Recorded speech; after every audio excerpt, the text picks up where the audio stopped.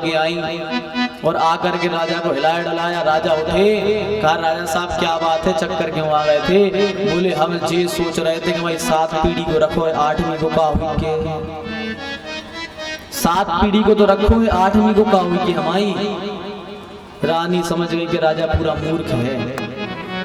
रानी के महात्मा जी से जुड़ी थी, महात्मा जी के पास में गई, सुबह से लेके महात्मा जी की सेवा करी, शाम को आने लगी तो रानी ने कहा महात्मा जी कुछ आपके लिए आटा लाए हैं, ये ले लीजिए आप। महात्मा ने कहा नहीं नहीं बेटी आप ले जाओ, हमें आवश्यकता नहीं है, ले जाओ। तो रानी ने कहा कि महाराज लाए हैं, इसे स्वीकार कर लीजिए। कहा ठीक है। अपने सेवक से कहा कि जाओ देख के आओ अपने भंडारे में कितना रखा है सामान।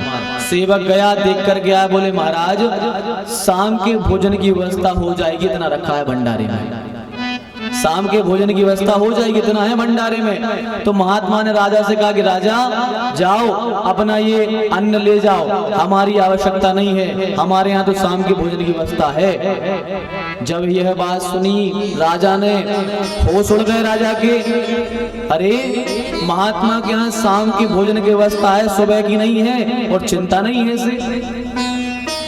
राजा ने कहा महात्मा जी सवेरे के लिए रख लो, सवेरे की व्यवस्था हो जाएगी, सवेरे की व्यवस्था हो जाएगी।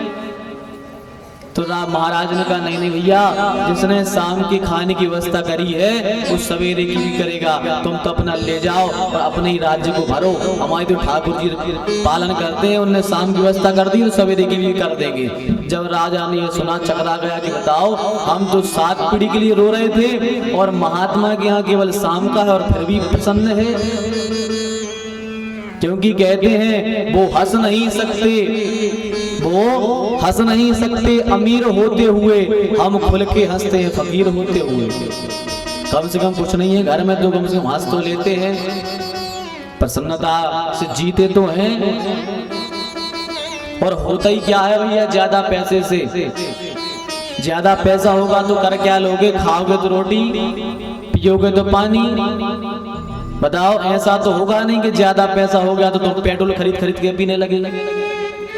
बताओ जो उनके ज्यादा पैसा है बीवी तो रोटी खाते हैं, पैसा तो खाते नहीं है कि भैया सोने की सब्जी बनाओ आज या चांदी की रोटी बनाओ,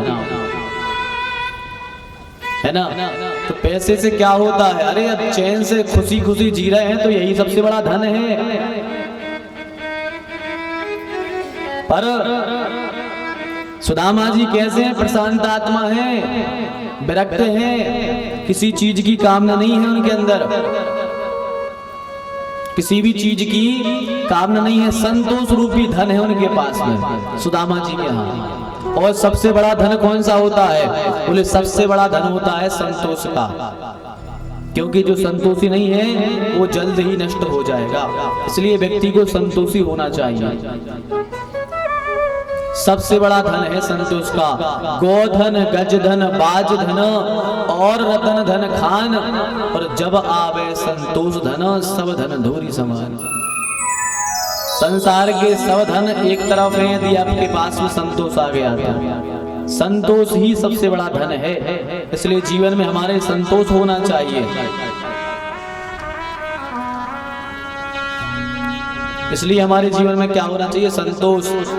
तो सुदामा जी संतोषी थे, कभी भिक्षा नहीं मांगते थे, कभी किसी के यहाँ जाके भिक्षा यापन नहीं की। लोग कहते हैं सुदामा भिक्षा मांगते थे, कभी भिक्षा नहीं मांगी, क्योंकि शास्त्र कहते हैं असंतुष्टा द्विजानष्टा संतुष्टाश्च मही प्रता सलज्जा गणिका नष्टा निर्लज्जाश्च कुलांगना। असंतुष्ट ब्राह्मण बहुत जल्द ही नष्ट हो जाता है। जिस ब्राह्मण के अंदर असंतुष्टता होती है, संतोष नहीं है, वह बहुत जल्द ही नष्ट हो जाता है। इसलिए ब्राह्मण को हमेशा संतुष्ट होना चाहिए, ब्राह्मण को कभी असंतुष्ट नहीं होना चाहिए। और राजा को संतुष्ट नहीं होना चाहिए, राजा को असंतुष्ट होना चाहिए। अपनी प्रजा के लिए रोज नए नए प्रयोजन करने चाहिए, कैसे धन आए, पैसे पे प्रजा का पालन करें। तो ब्राह्मण को असंतुष्ट नहीं होना चाहिए और राजा को संतुष्ट नहीं होना चाहिए। अच्छा राजा कहें किसको, हम राजा किसको कहें, यदि मूल में देखें तो आज के समय के राजा किसान ही हैं। राजा कौन है? किसान है। क्योंकि यदि किसान खेती करना बंद कर दे, किसानी करना बंद दे, तो सारा भारत, पूरा भारत भूखा मर जाएगा। भारत तो ठीक है, भारत के बाहर देश में भी जो अपने यहाँ से जाता है सब भूखे मर जाएंगे। तो मूल में देखें तो किसान ही राजा है।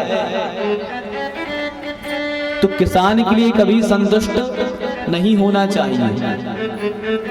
अब जैसे किसान संतुष्ट हो जाए, आप सब किसानी वाले बैठे हो, यदि किसान संतुष्ट हो जाए, किसान सोचे कि भैया हमें तो साल भर के लाने 10 बोरा लगत है, और केवल वो खेती से 10 बोरा निकाले और अपना जीवन यापन करे।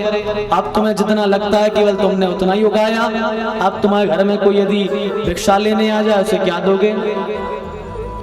कोई चंदा लेने आ जाए, क्या दोगे उसे? क्यों? क्योंकि तुमने तो जितना तुम्हें लगता है उतना ही तुमने निकाला है केवल खेत से। यदि तुम्हारे घर में कोई मांगने आए, क्या करोगे? तो किसान को संतुष्ट नहीं होना चाहिए, मेहनत करते ही रहना चाहिए किसान को। और अपने यहाँ तो हम देखते हैं, अपने यहाँ जितने भी सब किसानी वाले बहुत मेहनत करते हैं, अपनी जान जोखिम पे लगा करके खेती करते हैं भैया, पर फिर भी उनकी मेहनत का उचित मूल्य उनको प्राप्त नहीं होता। हर चीज के दाम हर व्यक्ति बढ़ा सकता है। दुकानदार चाहे अपनी चीज जितने बेचना चाहे बेच सकता है, हर व्यक्ति अपने अपने दाम लगा सकता है, पर किसान एक ऐसा है कि अपनी फसल के दाम खुद नहीं लगा सकता। यदि किसान खुद बोने के लिए सोयाबीन लेने जाएगा तो सोयाबीन मिलेगा 4500 का, 5000 का, 5500 का, और जब बोई निकाल के बेचने जाएगा तो कितने का बिकेगा? 1500 का, 2000 का। तो केवल किसान की ऐसी हालत है कि अपने उचित दाम नहीं प्राप्त कर पाता। किसान ही राजा है, इसलिए कहते हैं किसान को असंतुष्ट नहीं होना चाहिए, मेहनत करते ही रहनी चाहिए। और ब्राह्मण को कभी मांगना नहीं चाहिए, क्योंकि रहीम जी तो कहते हैं कि रहीमन बेनर मर चुके। रहीमन जी कह रहे हैं कि बेनर मर चुके। बोले कौन? बोले रहीमन बेनर मर चुके, जो कहूं मांग न जाए। वो व्यक्ति मर गया जो दूसरे क्या मांगने जाता है, वो तो मर गया जो दूसरे क्या मांगने जाता है। और एक बात और कहते हैं कि रहीमन बेनर मर चुके, जो कहूं मांग न जाए, और उनसे पहले बेमरे जिनके मुंह से निकले ना आए। जैसे तुम्हारे यहाँ कोई मांगने आया, तुमने कह दिया नहीं दे रहे, जाओ भग जाओ, तो रहीम जी कह रहे हैं वो तो मरा ही हो जो तुम्हारे मांग भी आओ, तो उससे पहले तुम सरा कहा कि तुमने मुद्दा नहीं है। तो अपने लिए कभी नहीं मांगना, अपने लिए कभी नहीं मांगना चाहिए। पर हाँ, एक जगह छूट है मांगने के लिए, एक जगह छूट है, वहां मांग सकते हो। बोले कहाँ? बोले अपने स्वार्थ के लिए कभी मत मांगना, पर यदि किसी का परहित हो रहा हो, किसी का कल्याण हो रहा हो, तो उसमें मांगने में कभी शर्म भी मत करना। मर जाऊं मांगू नहीं अपने तन के काज, मर जाऊं मांगू नहीं अपने तन के काज, और परमार्थ के काज ने मांगने आवे लाज। यदि दूसरे का कार्य बन रहा हो मांगने से, तो बिल्कुल झोली फैला दो। कैसे? जैसे अपने ही गांव में, बदौरा में, सागर में अपन सब देखते रहते हैं। देख लो कि भैया गांव में कोई गरीब कन्या रहती है अपने गांव में, उसके पिताजी का इतना सामर्थ्य नहीं है कि वो विवाह कर पाए।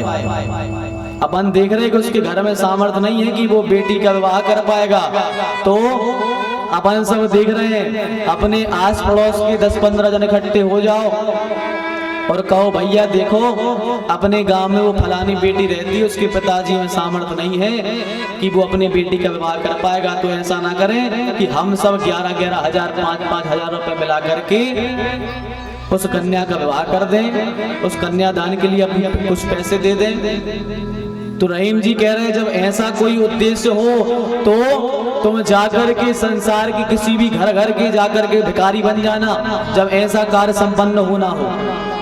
तो घर घर के भिखारी बन जाना। तो भगवान कहते हैं यदि तुम एक दिन के लिए बदौना के किसी घर घर के भिखारी बन गए तो निश्चित है हम तुम्हें बैकुंठ का पुजारी बना देंगे, क्योंकि तुमने हमारा काम कर दिया है, इतना अच्छा कार्य कर दिया है, तुमने हमारे मन का काम कर दिया है, एक बेटी का भला कर दिया तुमने। तो यदि यह कार्य ऐसे कोई कार्य आए और मांगना पड़े तो निसंकोच होकर मांग लो, कोई दिक्कत नहीं है मांगने में, पर अपने स्वार्थ के लिए कभी नहीं मांगना चाहिए। ऐसे भी तो आप धर्म कर सकते हो, किसी गरीब बेटी का विवाह करा के धर्म कर लो, किसी का हाथ पैर टूट गया हो या कुछ हो गया हो तो दवाई करा के उसका धर्म कर लो। धर्म करना ये थोड़ी होता है कि मंदिर बना दो, यहाँ चंदा दे दो, वहां चंदा दे दो। ये भी तो आप इस प्रकार से भी धर्म कर सकते हो, खूब धर्म करो, किसने रोका है? इस प्रकार से धर्म करना चाहिए, सहायता करनी चाहिए लोगों की, और यही सच्चा धर्म है।